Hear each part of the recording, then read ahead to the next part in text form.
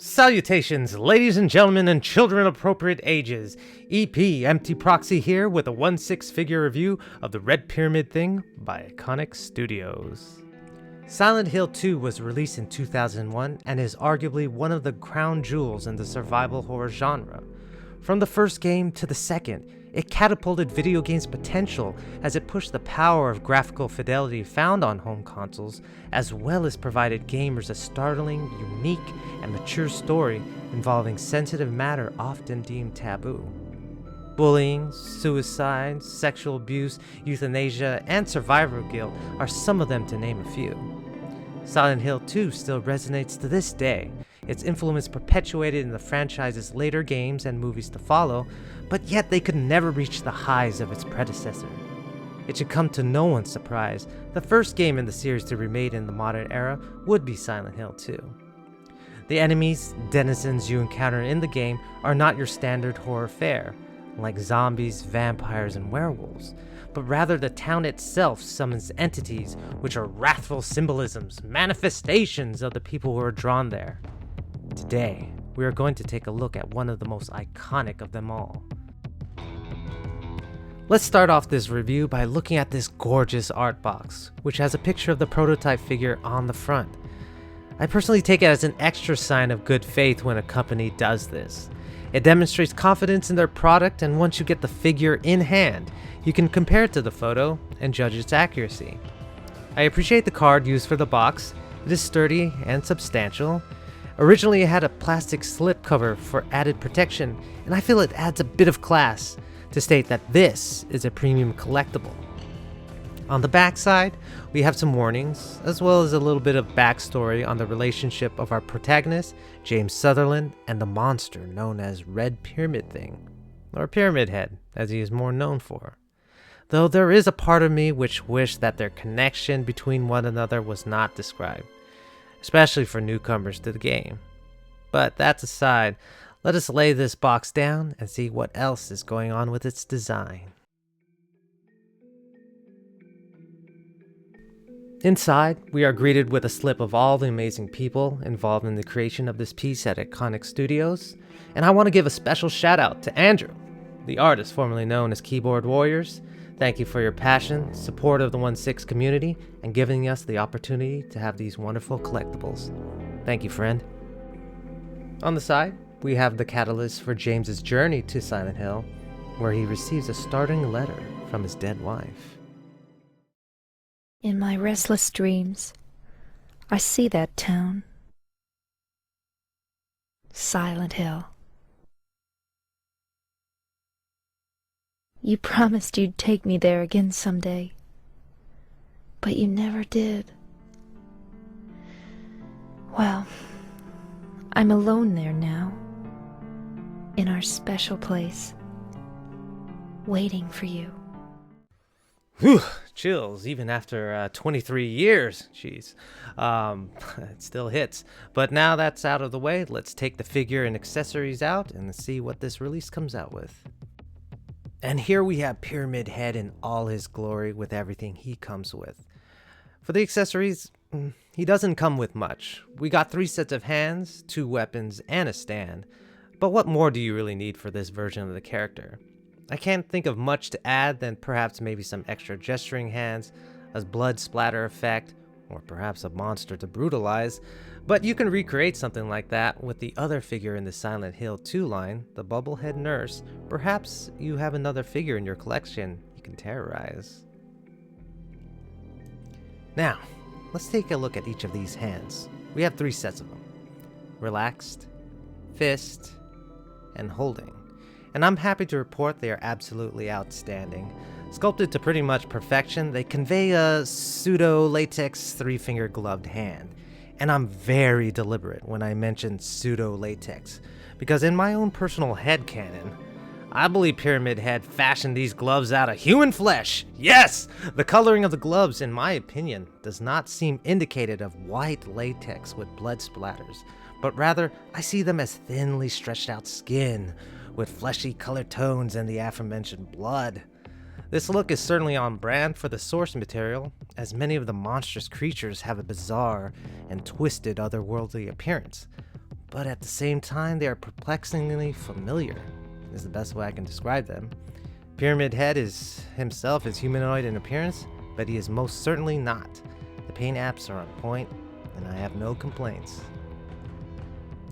The Great Knife is an impractical instrument of destruction, and yet it is the weapon of choice for the haunting executioner. In the original game, he has one of the slowest wind-ups when he goes in for an attack that it almost seems comical. But for the time, story, mood, music, and creature design, it made up for the deficiencies in gameplay mechanics. For this 1.6 release, it is completely made out of plastic with no die-cast parts. But I am thankful for that, since the distribution of weight would cause the figure to tumble down. I would note that even in its plastic form, having Pyramid Head hold it out in certain poses can cause the wrist to twist and the arm to droop. But besides those cons, I really love how worn down the Great Knife looks. The rusting paint effect conveys a tool with history. This is not an elegant weapon as shown by its unpolished and uneven metalworking, and I would argue, because of its heavily decayed look and imperfect construction, it gives off an even more imposing and terrifying presence. The Great Spear is also made out of plastic, but it can be separated into two pieces for specific posing purposes. I can't say much on the accessory other than it is painted well, and it continues the industrial, rusty look that the Great Knife started. Great work. The final accessory is the base. It is branded as Silent Hill 2 rather than Red Pyramid Thing, which I can only suppose is due to the length of the name itself.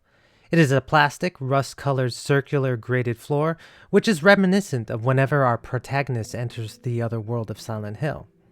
Reality is warped there into a darker reflection due to the town's influence. While I do like the base, it is simple, effective, and fitting for the theme. My main criticism is the paint applications of the rust effect. I think it is far too simplistic for what it is trying to convey and could use more detail. Red Pyramid Thing has no face sculpt to speak of, but my goodness, he does not need it, especially with a name like Pyramid Head. The mystery itself of what lies underneath is more horrifying than actually knowing.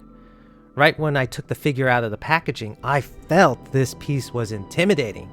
Even in a standard museum pose, Pyramid Head's aesthetic draws you in. The helmet is entrancing, and in a weird way, beautiful, with its WTF appearance. I don't think I've had a figure give me a similar reaction in the past.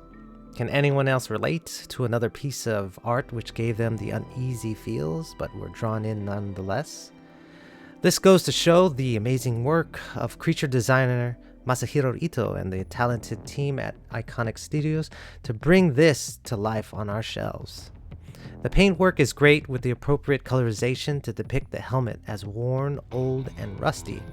It's worth mentioning I also appreciate the various cracks and breakages throughout, hammering again Silent Hill's decaying theme, which is found nearly from top to bottom of the figure. IconiQ Studios, in partnership with TB League, allowed for the creation of unique custom bodies for several of their figure lines: Street Fighter V, Muhammad Ali, and Silent Hill. And I don't think enough credit goes to them for going the extra mile of putting the R&D and money down to make this a possibility. I hope it really pays off for them, because the quality does show in providing us a damn near realistic representation of the subject matter. For those unfamiliar, TB League specializes in nearly seamless rubber bodies with an underlying metal skeleton. The only joints you would see are at the wrist and ankle region. What this all translates to is a heavier, sturdier, and more realistic figure with fantastic articulation. While this may all sound great, and it certainly is, there are significant cons which must be addressed. For one, you need to be careful how long you keep them in a dynamic pose. It has been well documented of various horror stories of these bodies splitting due to the stress from posing, as well as humidity in which you live. If you like to handle your figures a lot like myself for photography, the bodies may take on a shiny appearance due to the transfer of oils from our skin. I am still relatively new to these types of bodies, and I have been advised to use silicone powder to help mediate this. Lastly, I do have concerns about some paintwork on the body.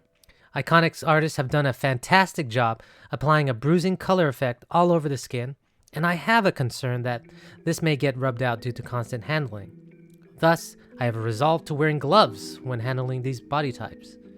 The body is able to stand on its own with little to no difficulty, and if you are inclined to put it in a contorted pose, like in the game, you can possibly get away with it by using the great knife as a balance, or just use the base. Pyramid Head's outfit is fairly simple. On the top, he is an absolutely filthy and weathered sleeveless butcher smock which runs down just short of his knees, matching pants, and a split-cut knee-high boots. The color of the clothing nearly matches the skin tone of the body, and I believe design-wise, it allows our eyes to be drawn to the color contrast and look of the pyramid helmet.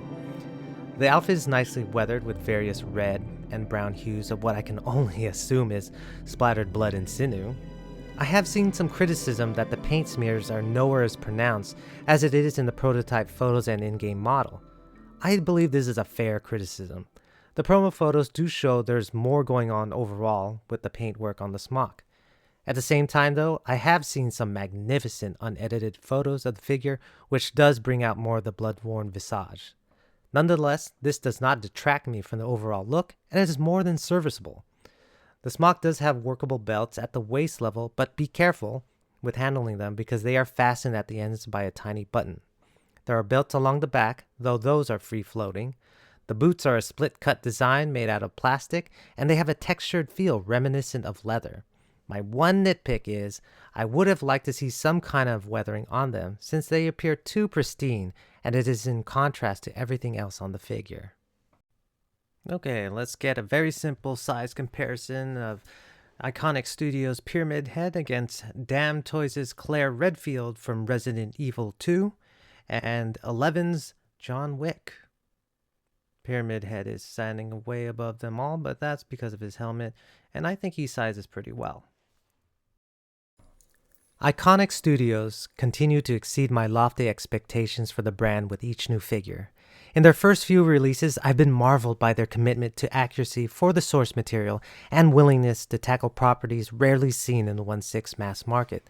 Their Red Pyramid Thing is a prime example of this dedication. The paint applications, tailoring, the body used, its proportions are all top quality.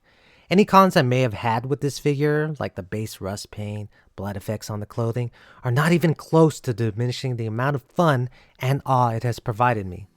IconiQ Studios has yet to put out a subpar release, and I firmly believe this record should put them on just about every collector's watch list.